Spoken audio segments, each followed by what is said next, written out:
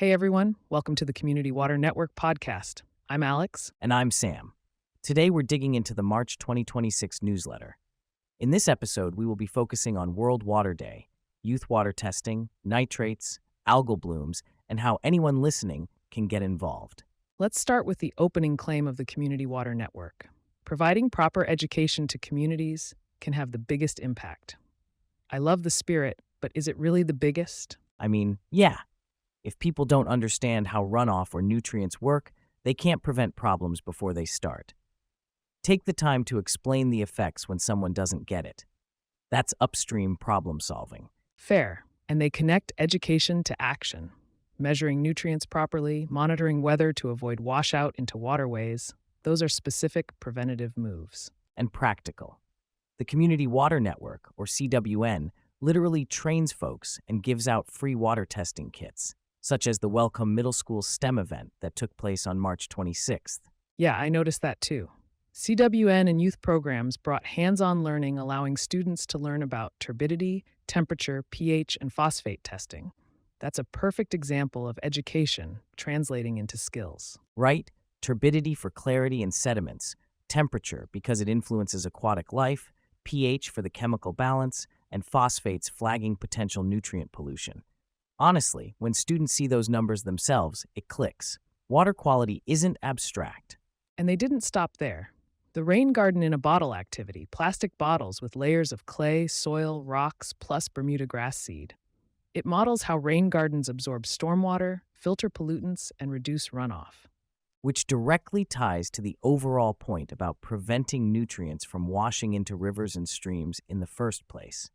Like, you monitor weather, you don't load up on fertilizer right before a storm. Simple changes that matter. Speaking of fertilizer, let's talk eutrophication. The newsletter walks through it. Farming areas use fertilizers, excess gets washed into waterways, then you have nutrient enrichment, algal blooms, those long stretches of algae. And the consequences. They can deplete oxygen, block sunlight, big problems for aquatic life. Right.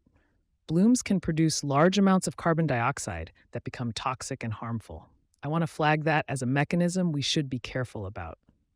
The CO2 piece is in the text, but I'd love to see a source breakdown. Agreed. It seems like algal blooms disrupt ecosystems in multiple ways, including oxygen depletion and light blocking, and CO2 is a part of the harm. If you're curious, they point to a USGS resource on nitrogen and water. Although the link formatting looks a little off, it clearly references USGS Water Science School on nitrogen and water. Now, zooming out, World Water Day. First established in 1993 by the United Nations, this event takes place on March 22nd every year. Themes rotate: climate change, groundwater protection, sanitation. And the big stat they include is from UN Water. More than 2 billion people worldwide still lack access to safely managed drinking water. That number lands hard. But bringing it back to local context, in places like eastern North Carolina, with waterways like the Tar River supporting ecosystems and drinking water, community involvement is crucial. I love awareness days, but do they really create action? When they're paired with tangible steps, yes. Reduce everyday water use, prevent pollution, join water quality monitoring, do stream cleanups. They also highlight that events tied to World Water Day are about education, outreach, and hands-on conservation. Exactly the stuff CWN does. Okay, that's fair.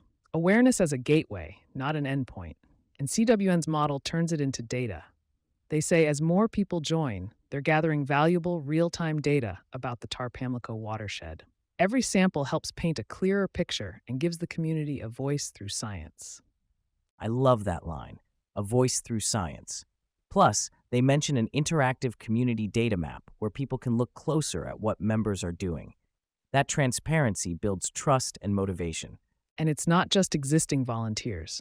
The CWN invites folks to join them for free training and free kits. Upcoming training dates are listed: April 16th, 5 to 7 p.m. for ECU teaching students, and April 25th, 12 to 3 p.m. Training location, Graham Building. Details are in the newsletter. They also say to keep an eye out for info on the CWN quarterly meeting. There is also a brand new episode out of the Water We Share podcast, so don't forget to check that out. All right, rapid fire practicals before we wrap. The water facts section focuses on nitrate, naturally occurring, a nutrient source that supports plant life. But too much of a good thing leads back to eutrophication. That's your cause and effect loop. And the prevention checklist. Educate your neighbors. Measure nutrient levels properly. Time fertilizer use with weather so it doesn't wash away. And advocate. Show up at town council meetings and ask for support. These issues affect everyone. One more nuance. The newsletter encourages explaining impacts when someone doesn't understand. That's deceptively powerful, turning conflict into conversation. You don't need a PhD to say, hey, here's what happens when nutrients hit our stream after a storm. Exactly. Plus, students building rain gardens in a bottle shows that simple models can spark real-world solutions. If kids can grasp infiltration and filtering with a plastic bottle, adults can translate that into community rain gardens that slow and clean runoff. So bottom line from the March 2026 newsletter, World Water Day sets the stage, CWN provides the tools, and the community brings the momentum. Also, keep an eye on those dates, April 16th and April 25th, and for that quarterly meeting announcement. We'll leave it there.